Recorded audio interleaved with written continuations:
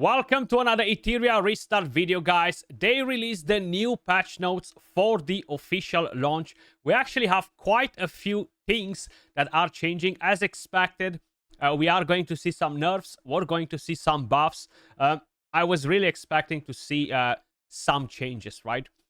Starting with the very first thing, guys, we're going to have new Animus debut. We're going to have, of course, Mio right here, which will actually become more relevant, judging by the nerfs that we are going to have on some of the SR units.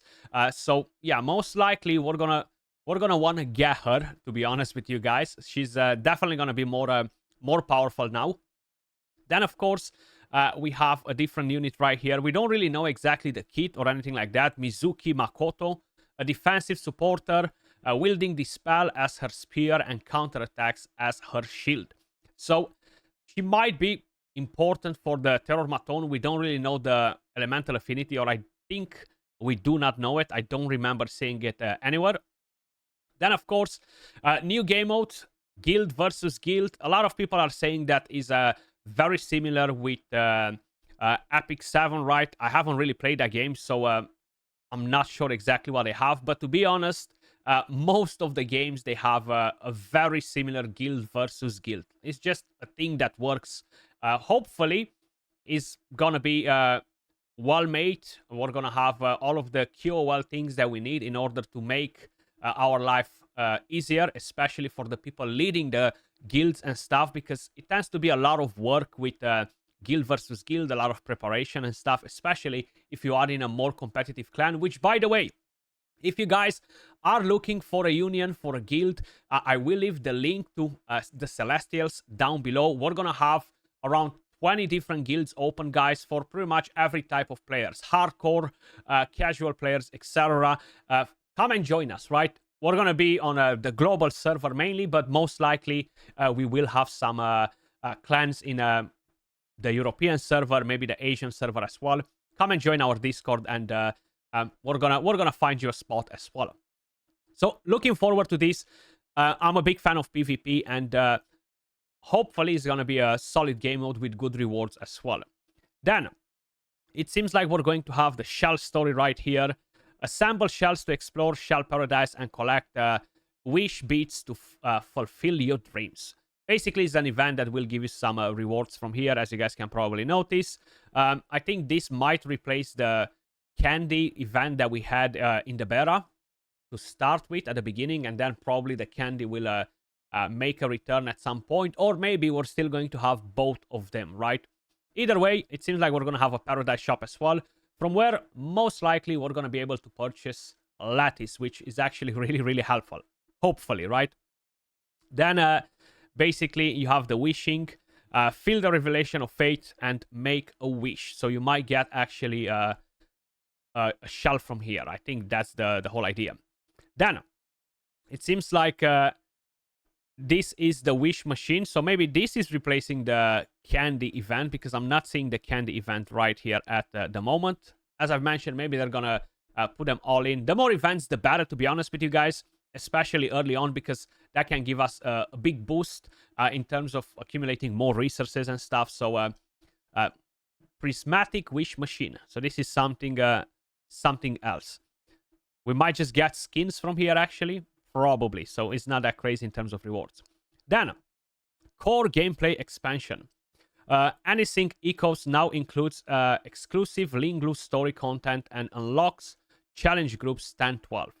Amber Track introduces hard mode challenges. Damn. So we're gonna have a lot of grind to do. If we're gonna get hard mode next to the regular mode, we're gonna have a lot of stuff to grind. New system features and key adjustments. They've already mentioned this, that the limited summon events, they have a reduced mercy from 100 down to 80. The pool history can now be filtered to view all pools or the current pool's pool records, fix the issues where the hyperlink summon records were not refreshing in real time.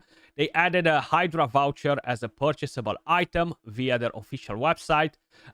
Nothing that's really interesting, to be honest. Is basically whales spending more money, making their life easier to purchase items in game. So for example, I am on the test build, and right now I have these Hydra vouchers right here. You see, I have 10,000 of them. That means that whenever I want to make a purchase, I don't have to basically confirm through my app store or through their website that I'm looking to do a purchase. I can just go in and literally empty the shop in a couple of minutes or something like that, right? So it's nothing crazy. Good for Krakens. Then they added a region period for Summit Arena. We're gonna have 15 days basically where we're only gonna be matched with players from the same server. As I've mentioned before, this is basically to ensure that nobody has a competitive advantage in here, because the servers, they do reset at different time zones. Then they added a ban protection mechanism for Summit Arena matches where both players are above Diamond 1 rank, enabling pre-ban of one Animus and ban protection for a third Animus. I think this was not in the beta. I've seen somebody doing a tournament and they were able to actually do it like this on the friendly parties, right? Then they've added attribute bonus preview for Animus Ascension, added early exit settlement rules for Infinity Train, allowing players to claim rewards based on the current point stage upon early exit. That's good if you can just back out of it. Added language selection, added clearance time and team composition display. It seems like they haven't mentioned anything about having the ability to see which one of the Animus dealt the most damage at the end of a run. I'm really surprised to see that they don't have that in game, actually. I was really curious to see, okay, which one of them dealt more damage. That makes testing Animus way easier, to be honest with you guys, because it's crystal clear at the end of the run which dealt more damage. So hopefully they will implement that pretty soon. Added level display for avatars in the Friends interface. Added a sharing function upon first obtaining each SSR Animus. Added a keyboard layout compatible with French keyboards. Added support for cross-region friend addition and private messaging. Okay, that's actually cool. Appearance and outfit adjustments. We don't really care that much about that. We're going to see it in-game. Combat balance adjustments. In this official launch version update, we have adjusted the skill mechanics and prowess coefficients of selected Animus units to balance their performance in PvP and PvE. Let's see, anything interesting there? No. Following the official launch, we will continue to monitor combat data and make cautious adjustments to ensure players enjoy a better experience with diverse strategies and fair matches. Then, combat-related adjustments. Animus units ascended to 5 and 6 star will gain an additional 5 points to their base speed. This is actually a massive, massive buff for PvE, guys, because this speed will not be added to the total speed. It will be added to the base speed, which means that it's going to be much easier for us to outspeed, or not necessarily outspeed all the time, but basically to get our units much faster, because once you're going to equip the speed gear on them, the bonus percentage that you're going to get from the gear will take this into consideration as well. So that's actually really, really good. Then Animus specific adjustments, buffs and nerfs. Now I gotta say it, I'm finding this super odd with the colors. It's the first time when I'm seeing it. I'm not sure why. The buffs show with red and the nerfs show with green. Isn't it the other way around? But either way, starting with Chloros, he's getting a buff. So he's going to deal 480% damage to a single enemy instead of the 400%. So that's actually good. It's a pretty substantial increase in the damage. So really, really nice. A lot of people already like the Animus. So now more people will like him even more. Then we have Veronica, who actually got a buff again. I know she got nerfed before. I actually really, really love the design of Veronica. And yes, I think she's much, much better now. So she will deal 420% damage to a single enemy with 80% chance to steal all of the target's buffs. Then from 50%, it went all the way up to 100%. And she has a chance to spread all of her buffs to all allies. And now it's not individually considering the effect for each buff, right? So 100% all buffs, take them. So that can be really, really strong. And additionally applies Soul Ward for 1 turn. Then we're going to have Mia. She's going to have her cooldown reduced by 1 turn from 5 turns to 4, which is really, really good. And then the healing will go up from 25% to 30% of her maximum HP. Very, very nice as well. Then we have Siada that got a buff as well. Basically, it deals an additional instance of 90% damage instead of 80. Not the craziest buff, but hey, it's still something. Then, moving on to nerfs, guys. This might change a few things for some of you guys. I know Tiamat is one of the fans' favorite, right? So basically, she got quite a bit of a nerf, especially on this right here. Upon reaching 8 stacks of Bloodbath, enters ultimate form, recovering, instead of 30%, only 10% of her max HP and immediately gaining an extra turn. So, it's not necessarily a massive nerf, but still, instead of getting 30% of her HP, getting only 10%, it can definitely put her in trouble and much easier to kill after. Each stack of Bloodbath increases healing received by 3% instead of 4%. A bit of a nerf in there as well, 25%, pretty substantial. Then we have Rahu, who actually... okay, this shouldn't be like... it is a buff, actually. I was going to say, wait, because we just changed from a nerf to buff. I was like, wait, I thought that they had him a bit in order here. So Rahu, instead of dealing 320% damage, now he's going to deal 350% of his defense, which is nice. The passive effect, each stack increases his defense by 5% instead of 4%, which is really good. And the passive effect right here, his basic attack damage output increases by 1 up to a maximum of 40% instead of 30%. So he actually got a pretty nice buff. Then we have Linglu. Before each heal has a 75% chance to purify a debuff from the target, instead of the 65%. If the target has no debuffs, has a 75% chance to apply Well Prayer for 2 turns instead of the 65%. So that's a nice buff as well. Then, moving on to Rosa. She got a bit of a nerf, guys. I don't think it's going to be affected that much, but hey, it is just a little bit of a nerf right there. Deals 3 instances of damage to a single enemy. If the final strike is a crit, has a chance to push back the target's turn meter. Instead of 10%, she's gonna do it by 8%. So it's not that crazy, to be honest with you guys. Thankfully, they haven't touched her damage or anything like that, so she's still really, really solid. She's definitely one of my most wanted, so if by any chance I am not gonna get her from the regular banner, I might actually put her as the guaranteed in the selector, you know. Then, Freya Born. At the start of the battle, increases the HP cap by an amount equal to 560% of his attack instead of the 500, and when more than 4 enemy units are alive, deals 480 AoE damage instead of 440. Puppet Master Lilith basically deals damage to all enemies equal to 24% of her max HP instead of the 20%, so a bit of a buff in here as well, nothing too crazy. Phantom Hacker Claws. He actually has some changes. Basically, the condition of lower speed is kind of like removed now. So each stack increases damage taken by 5, reduces damage dealt by an additional 10%, and up to a maximum of 3 stacks. So it doesn't actually lower speed by 4% anymore. Then we have Freya, guys. Honestly, she's not an OP SR, so I'm not really sure why they had to change anything on her, but basically, right now she's only gonna have a 70% chance to push back the turn meter when an enemy is inflicted with a debuff. Before, she had a 100% chance to do it, so now that drops down to 70%. Then we have Turan Dot. Basically, deals 4 instances of damage to a single enemy, and a chance to push back the target's turn meter by 25% instead of the 30%. So a minor nerf right there. Then we have Chiaki. So deals 240% damage to a single enemy, and the heal goes up from 12% to 15% of their maximum HP. Heals a single ally for 50% of their maximum HP instead of 40, and heals all allies by 30% of their maximum HP instead of 24.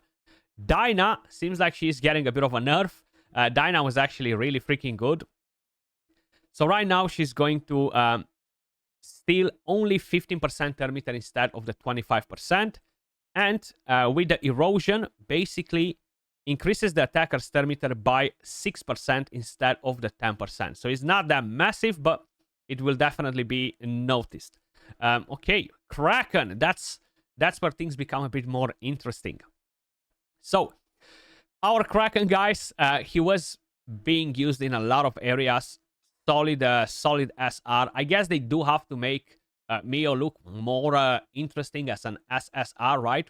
So basically, he's gonna have a 65% chance to push back the Thermitter by 30% instead of 35, and a 50% chance to apply a freeze instead of 60%.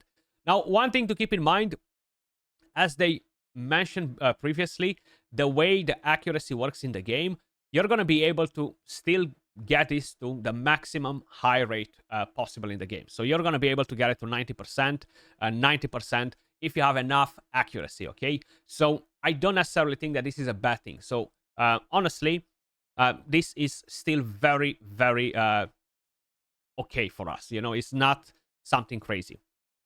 Then we have Sanya. So they reduced a bit her healing, which is a bit odd. Like, she was doing a decent amount of healing. From 16% went to 14.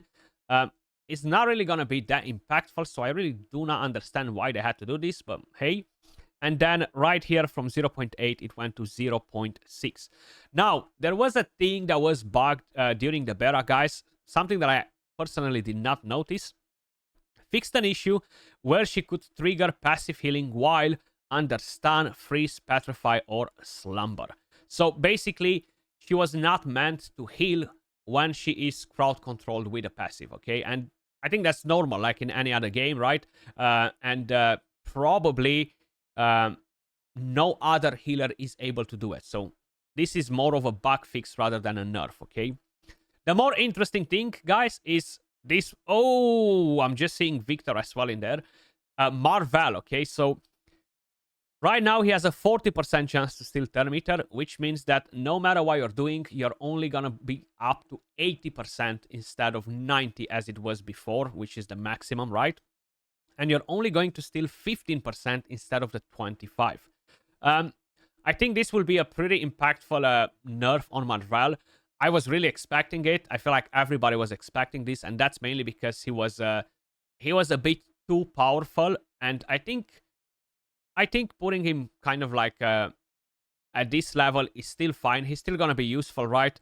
Anyway, you're going to use him up to a point in PvP, and you're going to dominate because everybody's going to use him, so it's all about speed. But once you start farming immunity, once you're going to develop different strategies, he's going to be pretty irrelevant for a lot of PvP teams. Now, in PvE, he was actually pretty damn good.